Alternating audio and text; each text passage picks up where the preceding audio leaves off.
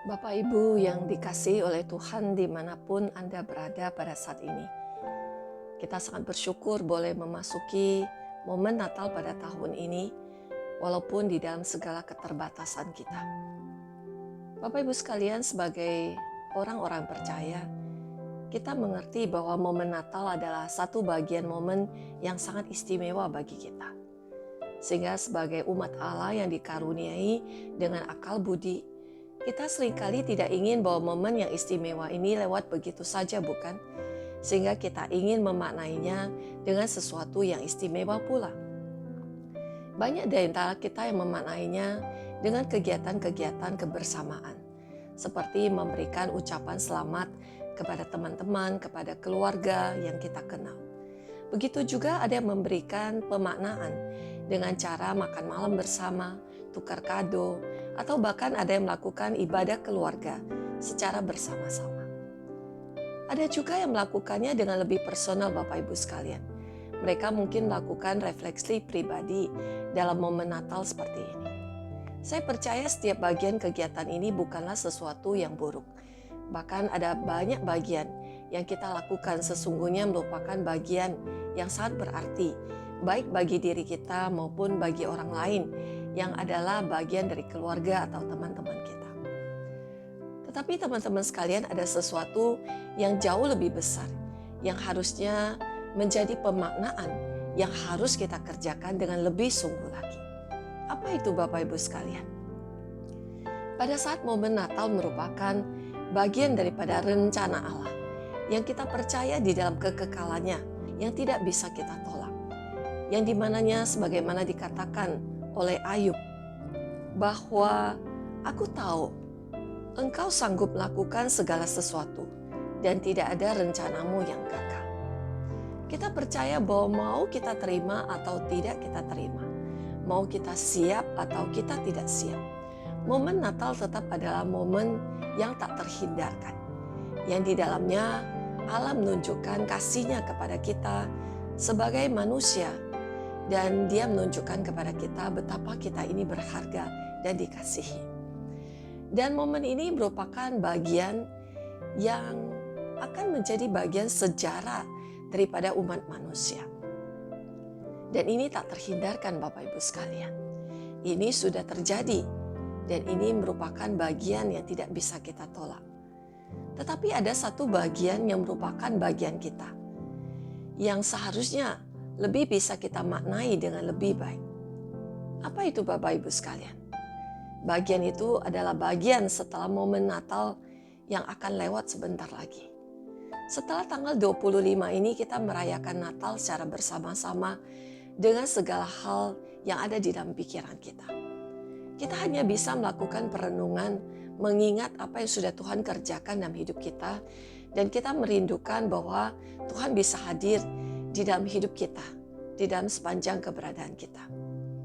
Kita merindukan bahwa Natal boleh menjadi Natal yang di dalamnya kita bisa rasakan pada saat ini juga. Tetapi pemaknaan yang harus kita kerjakan dengan lebih sungguh adalah pemaknaan yang kita lakukan jauh ke depan, yaitu pemaknaan di masa yang akan datang ini. Apa yang mau kita lakukan setelah momen Natal ini lewat? Apa yang Tuhan mau kita lakukan setelah momen Natal ini juga lewat di depan kita?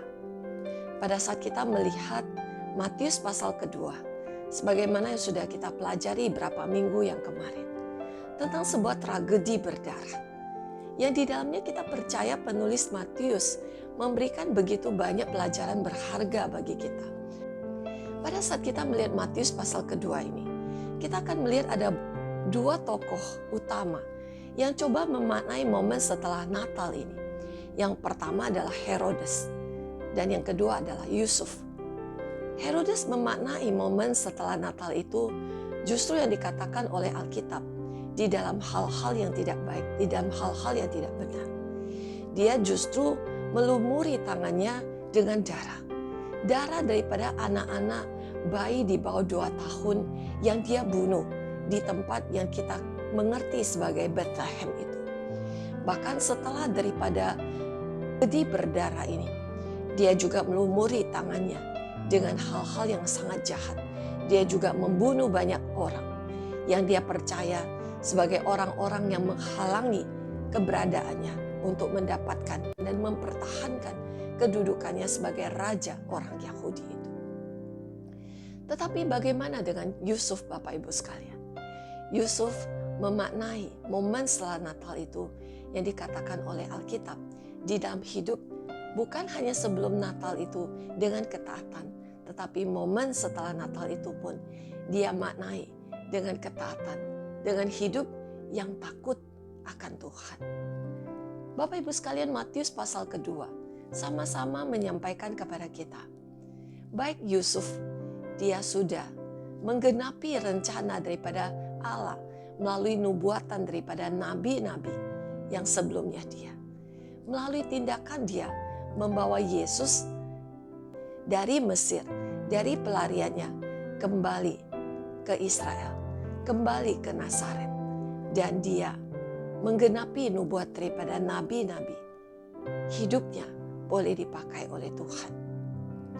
Tetapi heran sekali Bapak Ibu sekalian, pada saat kita melihat firman Tuhan, ternyata Herodes di dalam segala hal yang dia lakukan, di dalam kejahatannya pun ternyata tanpa sadar dia pun sudah menggenapi nubuat daripada firman Tuhan yang disampaikan oleh Nabi Yeremia pada saat dia melumuri tangannya dengan darah. Bapak Ibu sekalian, mereka ternyata sama-sama menggenapi nubuat daripada Allah melalui kehidupan mereka. Tetapi sayangnya, satu melakukannya di dalam tindakan yang tidak benar, tetapi satu lagi melakukan tindakan yang boleh memuliakan dan menyenangkan Allah. Sehingga Bapak Ibu sekalian, ini boleh menjadi satu pelajaran bagi kita. Bagaimana dengan kita? Setelah momen Natal sebentar lagi akan lewat, bagaimana kita memaknai hidup kita? Adakah kita seperti Herodes yang memaknainya dengan melakukan hal-hal yang tidak baik, dengan hal-hal yang tidak benar? Atau justru kita seperti Yusuf yang memaknai hidup kita dengan melakukan apa yang berkenan kepada Allah? Saya teringat dengan Roma pasal ke-6 ayat ke-13 yang mengatakan seperti ini. Dan janganlah kamu menyerahkan anggota-anggota tubuhmu kepada dosa untuk dipakai sebagai senjata kelaliman. Tetapi serahkanlah dirimu kepada Allah. Sebagai orang-orang yang dahulu mati tetapi sekarang hidup. Dan serahkanlah anggota-anggota tubuhmu kepada Allah untuk menjadi senjata-senjata kebenaran. Bapak Ibu sekalian, adakah engkau rindu dipakai oleh Allah untuk menjadi senjata-senjata kebenarannya Allah? Ataukah kita sudah mengerjakan hidup kita dengan tidak baik, dengan tidak bertanggung jawab? Kita sudah melakukan dan mengerjakan tubuh kita untuk melakukan senjata kelaliman. Belum terlambat Bapak Ibu sekalian. Jikalau Tuhan masih memberikan nafas hidup bagi kita, ini adalah saatnya bagi kita melakukan pemaknaan yang lebih berarti.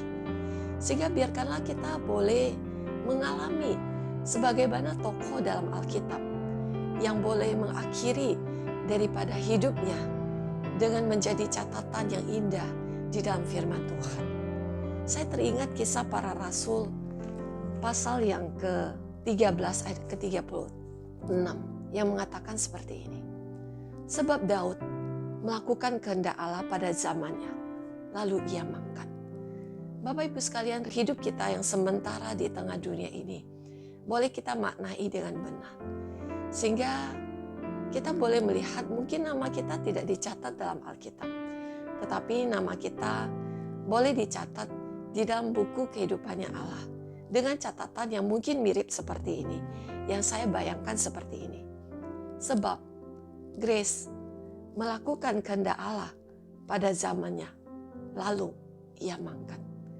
Rindukah engkau Bapak Ibu sekalian, nama kita tercatat di buku kehidupan sebagai orang-orang yang melakukan kehendak Allah, sebagai orang-orang yang adalah pria dan wanita-wanitanya Allah, yang di dalamnya kita boleh melakukan apa yang kita rindukan untuk boleh menjadi perbuatan-perbuatan baik yang direncanakan oleh Allah sebelumnya. Dan dia rindu kita boleh hidup di dalamnya. Maukah engkau, Bapak Ibu sekalian? Mari kita berdoa. Bapa di dalam surga, di dalam momen Natal yang sangat istimewa ini, kami sungguh mau bersyukur. Oleh karena kami melihat bahwa kami yang adalah manusia-manusia yang jauh, yang seharusnya kami tidak bisa mencicipi hal-hal yang begitu luar biasa. Kami jauh daripada pengharapan. Kami tidak memiliki Kristus. Kami tidak memiliki Allah. Bahkan kami tidak memiliki segala janji-janji Allah yang sudah Tuhan tentukan bagi umatnya. Tetapi kami boleh terhisap masuk di dalam bagian rencana Allah yang begitu luar biasa ini. Bahkan kami boleh disebut sebagai anak-anak Allah. Sungguh Tuhan, kami mau bersyukur untuk segala karya Allah dalam hidup kami. Tetapi ampuni kami ya Tuhan, jikalau banyak kali dalam hidup kami tidak sanggup melakukan apa yang sebenarnya Tuhan rindukan untuk boleh kami kerjakan. Kami sungguh memohonkan pengampunan-Mu dan kami rindu Tuhan, di dalam momen Natal ini sekali lagi, setelah Natal ini, kami boleh mengerjakan bagian kami dengan lebih baik dan lebih bertanggung jawab. Pakailah hidup kami ini ya Tuhan. Dan bimbinglah kami sehingga kami boleh mengakhiri hidup kami ini menjadi wanita-wanita Allah. Menjadi pria-pria Allah yang boleh memuliakan Allah. Terpuji nama-Mu Allah kami yang hidup. Dengarlah doa kami. Karenanya di dalam nama-Mu Tuhan Yesus kami sudah berdoa. Amin.